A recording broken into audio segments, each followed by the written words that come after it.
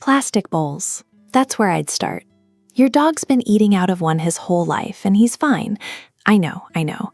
But the thing about plastic is, every time it gets scratched up, and it gets scratched constantly, those little grooves hold bacteria in a way you can't really scrub out. Salmonella, E. coli. Stainless steel isn't some moral high ground or anything. It's just the easy call. Doesn't scratch the same way, doesn't hold on to smell.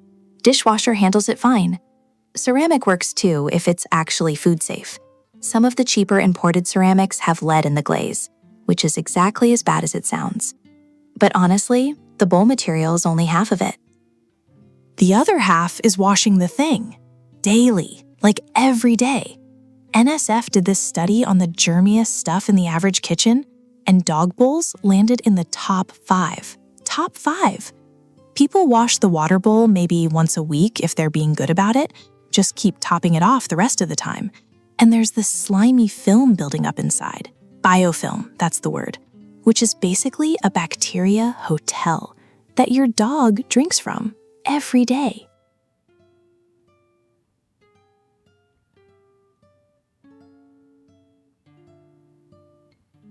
Premium means nothing, legally, I mean. There's no definition. Same with natural, gourmet, human grade, depending on who's printing the bag, holistic.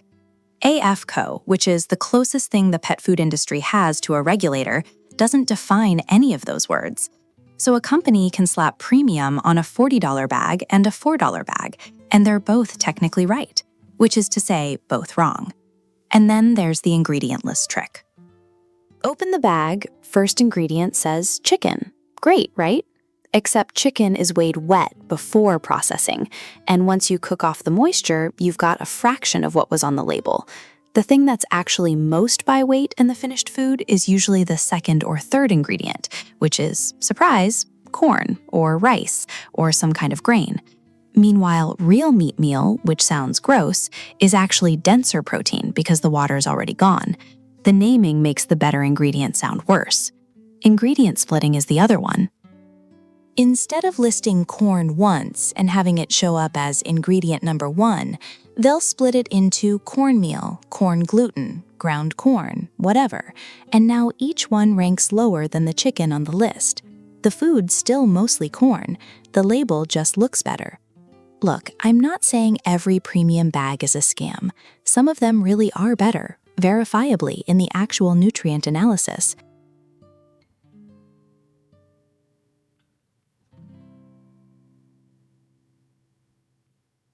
A bowl of food sitting out all day seems kind. Dog eats when he wants. You don't have to think about portions. Everybody wins. Except, yeah, almost nobody actually wins with this. The big one is you stop being able to read your dog. One of the earliest signs something's wrong, kidney issues, dental pain, GI stuff, basically anything serious, is a change in appetite. If food's just always there, you don't catch it. You notice 3 days later when the bowl's still fuller than it should be. And by then, whatever's going on has had 3 days to keep going. Scheduled meals, you know within one missed meal that something's off. That's not a small thing. That's the difference between catching something early and catching it, well, late. Then there's weight. Most dogs, given unlimited access, will eat too much. Not all. Some self-regulate fine, especially the picky breeds, but most won't. And dog obesity in the US sits somewhere around 59%, depending on which study you trust, which is wild. The free feeding bowl is a big part of that. And training. Try teaching a dog sit or recall when he's been grazing on Kibble all afternoon and food has zero value to him. Hard, way harder than it needs to be. 2 meals a day, measured, picked up after 20 minutes if he doesn't eat. He'll figure it out fast. Dogs do.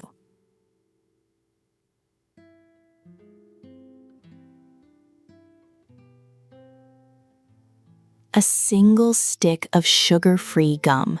That's the entire dose for a small dog. 1 stick. Xylitol, the sweetener in the gum, also in some peanut butters now, which is the part that really gets people, drops a dog's blood sugar so fast they can be in a seizure inside 30 minutes. And nobody at the dinner table thinks of gum as food. That's the problem. The classic list, chocolate, grapes, onions, garlic, most people kind of know, sort of. They know chocolate is bad, but they don't really know that dark chocolate is bad in tiny amounts. And milk chocolate, you basically have to eat a bar of before anything happens. They know grapes are bad, but they don't know it's like 2 or 3 grapes for a small dog. 2, that's not a lot of grapes. And then there's the stuff that doesn't make any of the lists because it's not technically toxic, just disastrous. Cooked bones, fine, you've heard. But the rotisserie chicken carcass that's been sitting on the counter for 3 hours and the dog finds when nobody's watching, that's the call to the emergency vet. The fatty trim off a steak, generously offered as a treat, lands the dog with pancreatitis and a $4,000 hospital bill. I'm not saying never share food. Plain chicken, a little rice, some carrots, fine. The trick is, the human idea of scrap includes a lot of stuff that's only safe because humans are 40 times the size of the dog. The dose makes the poison. Your dog isn't a small person. He's a different animal.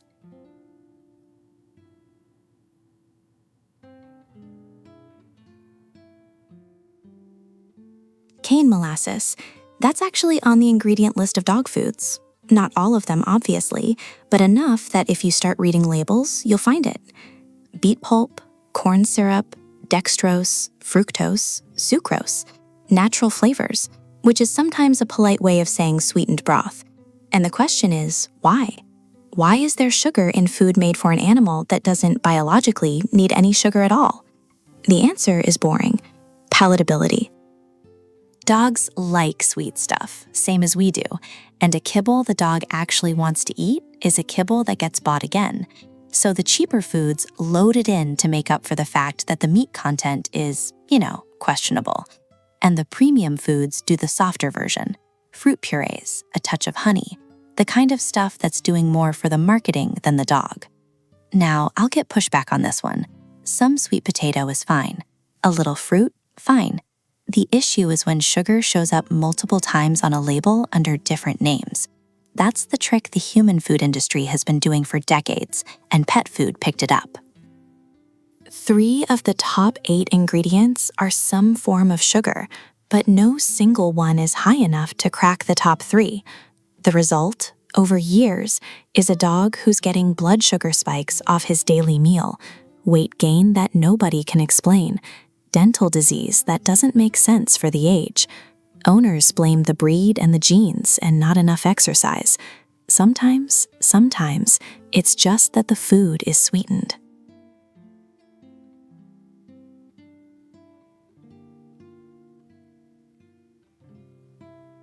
A Labrador at the vet weighs 82 pounds. The chart on the wall says the breed standard is 65 to 80. The vet shrugs, says he's a big boy, moves on. That dog is obese. Not chubby, not thick, not a healthy weight for his frame. Clinically obese by every measure that actually predicts how long he's going to live. The problem with the wall chart is it was built off averages, and the average has been creeping up for 30 years, same way it has with people. So the normal lab is now 12, 15 pounds heavier than the lab from 1990, and everyone's calibrated to the new normal. The reference point moved, and nobody updated the poster. The thing that actually works is body condition score. You feel for the ribs, should be easy to feel, like the back of your hand, not buried under a layer of fat. You look from above, there should be a waist. From the side, the belly should tuck up, not run flat or sag. 3 checks. Takes 10 seconds. And it'll tell you more than any number on a scale, because a working line lab and a show line lab can weigh the same, and one of them is lean and the other one's carrying 20% body fat. The part that bothers me, honestly, Studies, I think it was the Purina Lifetime Study, the one that ran 14 years, show that dogs kept at a lean body condition live almost 2 years longer than littermates kept at normal weight. 2 years. On a 12-year life? That's not a small effect. That's the biggest single thing an owner controls.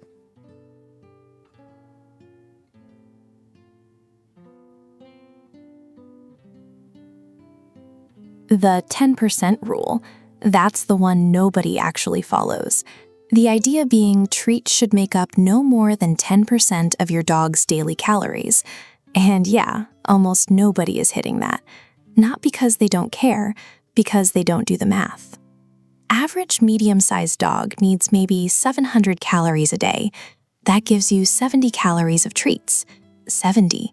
A single dental chew can be 120. 1. And then there's the training session, the piece of cheese off your sandwich, what your partner gave the dog when you weren't looking, what the kid dropped, what grandma slipped under the table. Add it up sometime. Just track it for a day. You'll be horrified. Then there's what's actually in them. Most commercial treats are, look, flip the bag over. You're going to see things like propylene glycol. That's a humectant, basically antifreeze's cousin. Keeps the treat soft and moist on the shelf for 2 years. You'll see BHA, BHT, ethoxyquin, artificial colors that exist purely so the treat looks meaty to humans, because the dog doesn't care what color it is. Sugar. A lot of treats have sugar. Why? I genuinely don't know. The fix isn't complicated. Break treats in half or quarters. Use plain training treats. Freeze-dried liver, single-ingredient stuff. Use Kibble from their daily portion as treats during training sessions, and track it for 1 week, even casually. Most people who do this realize their dog is getting basically a second dinner in treats. That's how you end up with a slightly chubby, slightly itchy, slightly off dog, and you can't figure out why.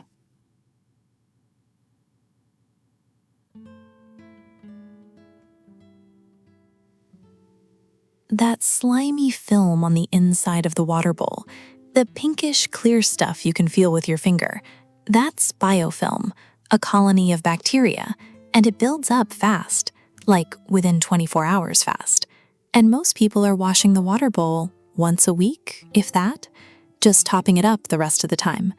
Look, I'm not going to do the panic thing. Healthy adult dogs handle a little bacteria fine. Their guts are built for worse than that. But if you've got a puppy or a senior dog or a dog with a compromised immune system or a dog who's been weirdly off lately and the vet can't figure out why, start with the water bowl. Wash it daily, hot water and soap, not just a rinse and refill. And the bowl itself. Plastic is the worst option, and it's the most common one, which is great. Plastic scratches.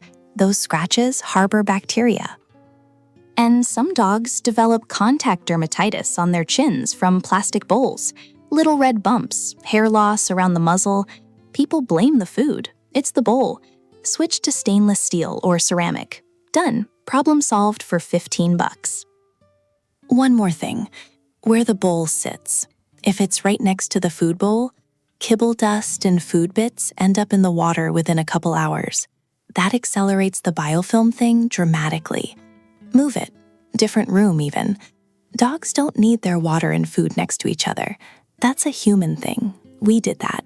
They don't care.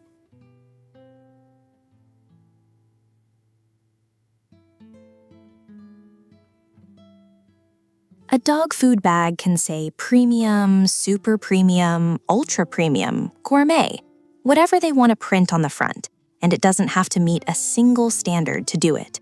Same with holistic. Same with human grade. Unless it meets a very specific FDA definition that almost no kibble actually meets, despite what the marketing implies. Then there's the ingredient list trick. You know how the first ingredient is supposed to be the main ingredient by weight? Right. So if you split one ingredient into 3 parts, you can push it down the list. Corn becomes ground corn, corn gluten meal, and cornstarch. 3 separate ingredients. each weighing less than the chicken, but combined, they're way more of the formula than the chicken is. This is called ingredient splitting. It's everywhere.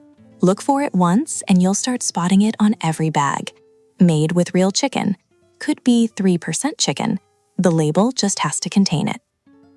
The picture on the front of grilled salmon and fresh blueberries, and, I don't know, kale? That's marketing.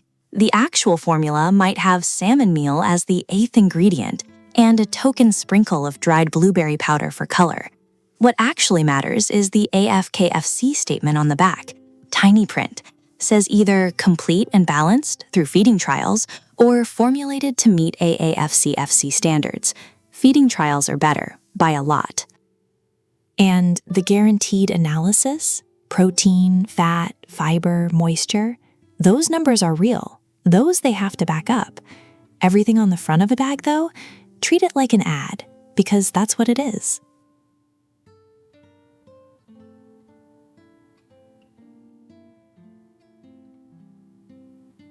Your dog comes back from a run, tongue out, panting, and the first thing you want to do is put the bowl down. Makes sense, right? They burned calories, they're hungry, give them food. Except, and this is one of those things that genuinely scares me when I think about how few people know it, feeding a dog right after heavy exercise can kill them. I'm not being dramatic. I mean literally kill them. It's called bloat.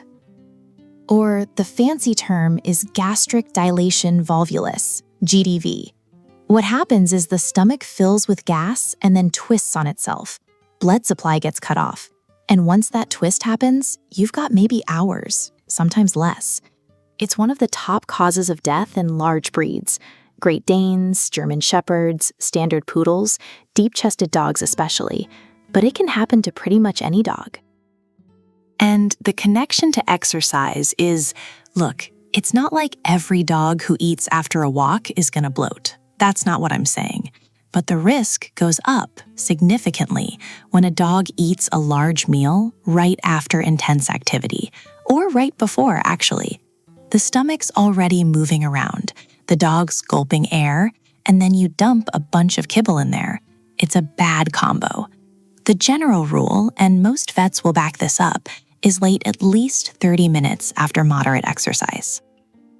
After serious exertion, an hour, maybe longer. Let the dog cool down, let the breathing settle. Small sips of water, not a full bowl they can inhale. It's such a small change. Just wait. That's it. And it might be the difference between a normal Tuesday and an emergency surgery.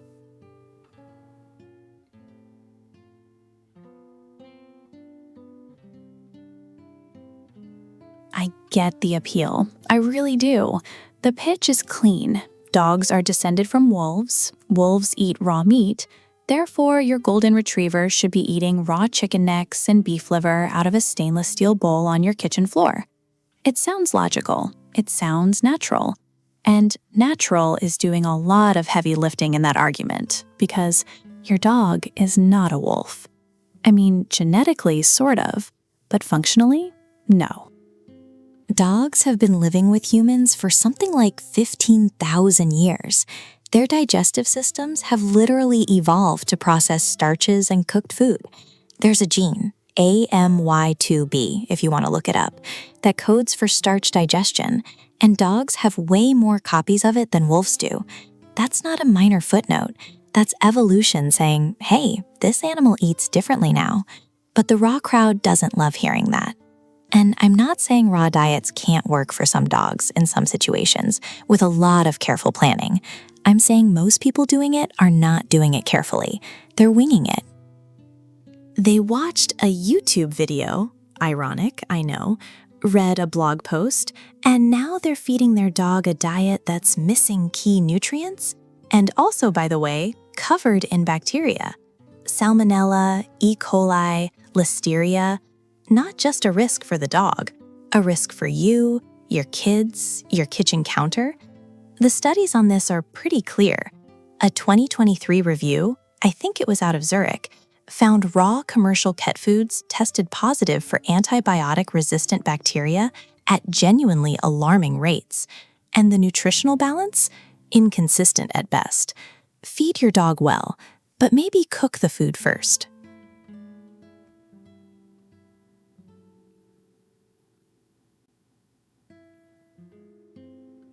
Somewhere around 2017, grain-free dog food became the thing, like overnight.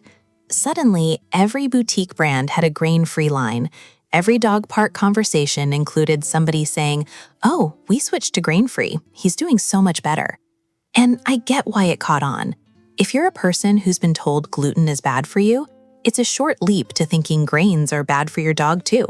Except dogs aren't people, and gluten sensitivity in dogs is incredibly rare. Like there's one breed, Irish Setters, where it's been documented. Maybe soft-coated Wheaten Terriers. That's kind of it. So what happened when everybody went grain-free? The FDA started getting reports.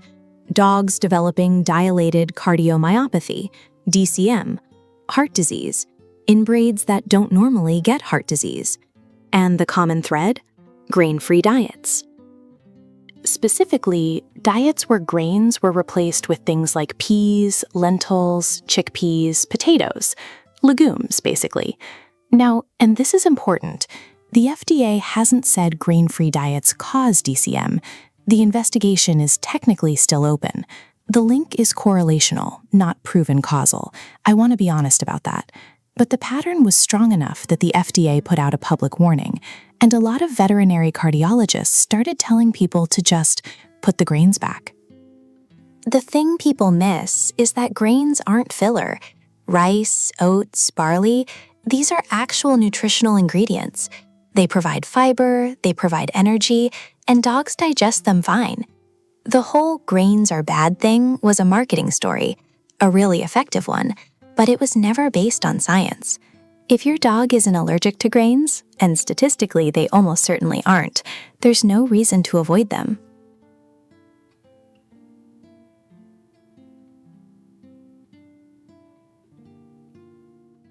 Your dog's been licking its paws raw for 6 months, and you've changed the food 3 times, tried the grain-free thing, maybe even did an elimination diet.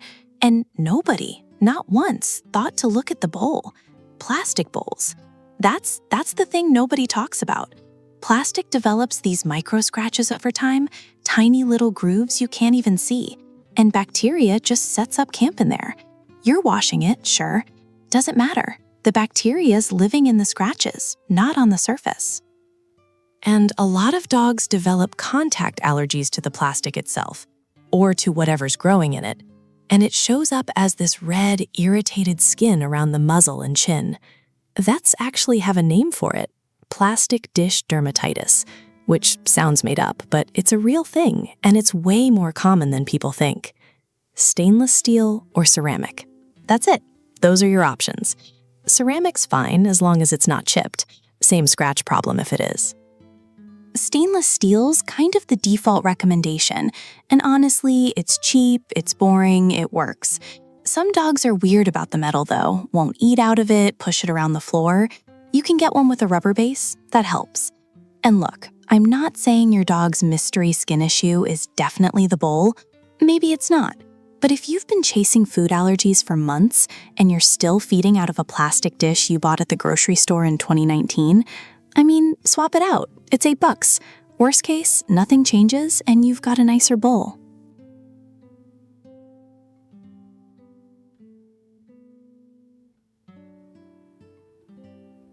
Cold switching a dog's food, just dumping the new stuff in the bowl one morning because the old bag ran out, is probably responsible for more random diarrhea than any actual food sensitivity. And then the owner goes online and writes, "My dog can't tolerate brand X," when really, you just didn't transition. The standard advice is 7 to 10 days. Mix a little of the new food in with the old, increase the ratio gradually. You've heard this. Everybody's heard this. Almost nobody actually does it, because it's annoying and you have to keep 2 bags open and measure stuff, and it feels like overkill for Kibble. But the reason it matters is pretty simple. Your dog's gut bacteria need time to adjust. Different foods have different fiber profiles. different fat levels, different protein sources. And the microbiome that was doing fine on chicken and rice doesn't just instantly know what to do with lamb and sweet potato. You gotta give it a few days to catch up. That's all the transition period is. You're not being precious about it.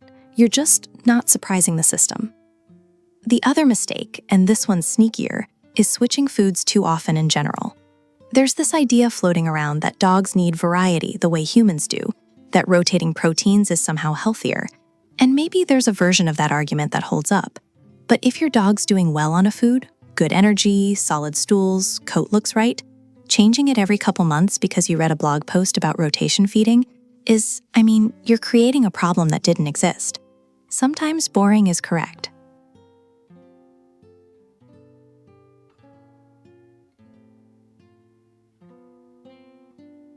Grapes, raisins, onions, garlic, xylitol, chocolate, macadamia nuts. That's the short list, and honestly, if you just committed those to memory and ignored everything else I'm about to say, your dog would probably be fine. But people get weird about human food and dogs in both directions. Either they're terrified of giving their dog a baby carrot, or they're letting the dog lick the dinner plate clean every night and assuming it's fine because dogs have been eating scraps for thousands of years. The carrot people are wrong, by the way. Carrots are fine. Blueberries, cooked sweet potato, plain cooked chicken, rice, all fine. Most plain, unseasoned whole foods are fine in small amounts. The issue isn't human food as a category. The issue is specific compounds in specific foods that dogs can't process the way we can. Xylitol's the scary one, and it's in everything now. Sugar-free gum, some peanut butters, certain baked goods, toothpaste. A tiny amount can cause a massive insulin spike in dogs. We're talking liver failure, seizures, death, and it happens fast. Like within 30 minutes, fast. So if you're giving your dog peanut butter, which, fine, most dogs love it, flip the jar over first. Read the ingredients. If it says xylitol or birch sugar, that jar doesn't go near the dog, ever. Grapes and raisins are the other weird one, because nobody actually knows why they're toxic. The mechanism's still not fully understood. Some dogs eat a grape and nothing happens. Others eat one and end up in kidney failure, which means you can't dose it, you can't predict it. So you just don't. Not worth the gamble on something that costs you nothing to avoid.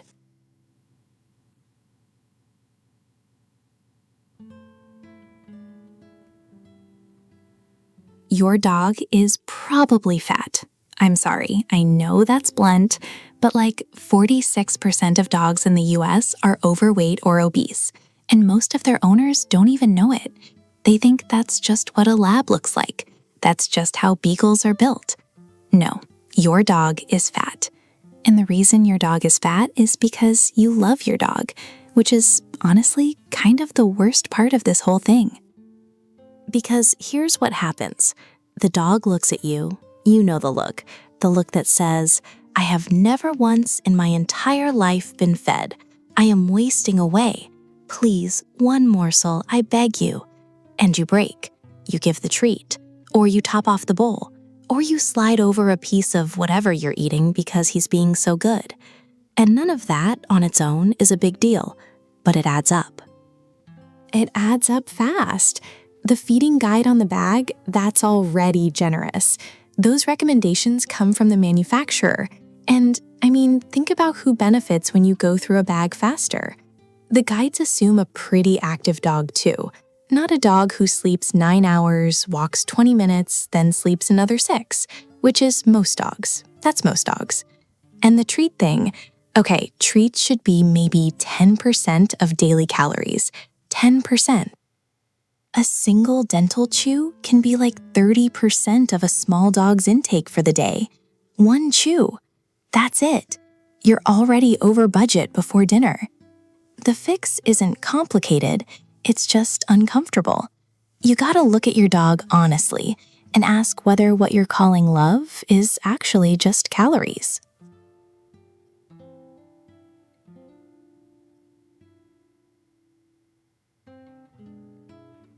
You buy a decent kibble. You check the ingredients. You pick something with actual meat in it. Maybe you're even paying the premium for the stuff with the fancy earth tone bag. And then you bring it home and dump it into one of those big plastic bins, the kind with the flip-top lid. Maybe you got it at Target, maybe it was a pet store brand. Doesn't matter. You pour the kibble in, throw the bag away, and feel like you've got your life together. That bin is ruining the food. The fats in kibble, and there are a lot of fats in kibble, that's partly what makes it shelf-stable and palatable. They start oxidizing the second air gets to them. Rancid fats aren't just gross, they're genuinely harmful. We're talking inflammation, potential liver stress, degradation of whatever vitamins were sprayed on during manufacturing. And those plastic bins, they're porous. Microscopically, yeah, but porous. The oils seep into the walls. Old residue from the last batch mixes with the new batch. You're basically creating a little rancidity incubator and calling it storage. The bag itself is usually better. Most decent brands use bags with some kind of barrier layer, foil lining, airtight seal, specifically designed to slow oxidation. So when you dump the food out of the engineered packaging and into a $20 plastic tub, you're downgrading the situation on purpose. What you actually want to do, and this is almost too simple, is keep the food in the original bag, squeeze out the air, clip it shut, and then put that bag inside the bin if you want. Best of both. The bin keeps pests out. The bag keeps the food from going bad before the expiration date.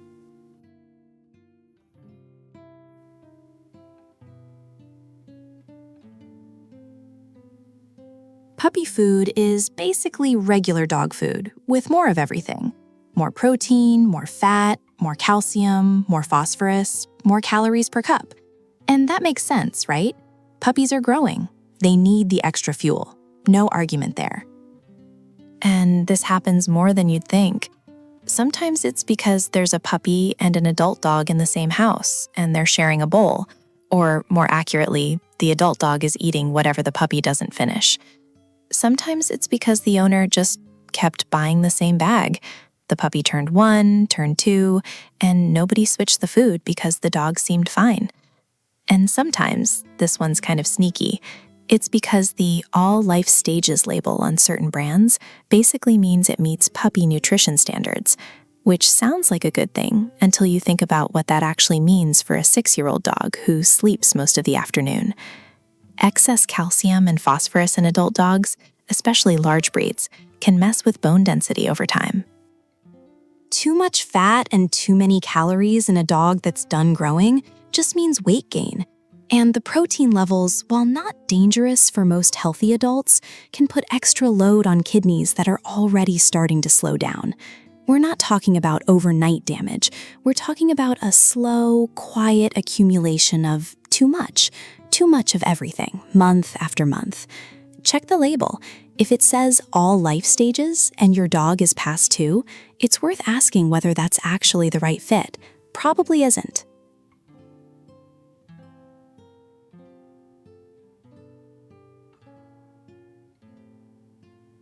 Glucosamine, fish oil, probiotics, joint chews, multivitamins.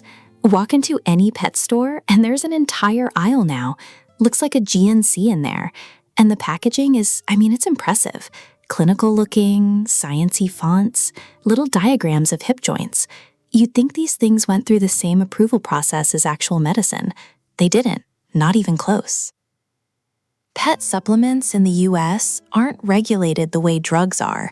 The FDA technically has oversight, but in practice, there's almost no pre-market testing required, no proof of efficacy, no standardized dosing. A company can put supports joint health on a label without ever proving it supports joint health. They just can't say it cures anything. That's the line. And it's a pretty generous line. So you've got products where independent labs have tested them and found, and this is real, that like 37% of the supplements they tested didn't contain the amount of the active ingredient listed on the label. Some had basically none. You're paying $40 a month for a chew that might be flavored sawdust. Might not be. You genuinely don't know. And look, some supplements probably do something. Fish oil has decent evidence behind it for coat and skin health. Certain probiotic strains have shown real results in studies, but decent evidence and shown real results is not the same as every joint supplement on the shelf works. Most of them are riding on the reputation of the category without doing the actual work. The move, if you're going to supplement, is to ask your vet for a specific brand recommendation, not a category. Not, should I give glucosamine, but which glucosamine, which manufacturer, what dose. That's a different conversation, and it's the one that actually matters.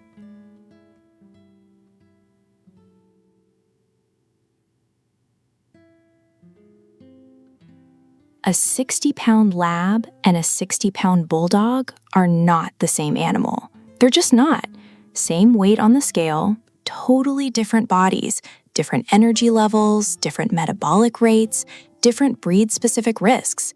The lab's probably burning through calories like it's training for something.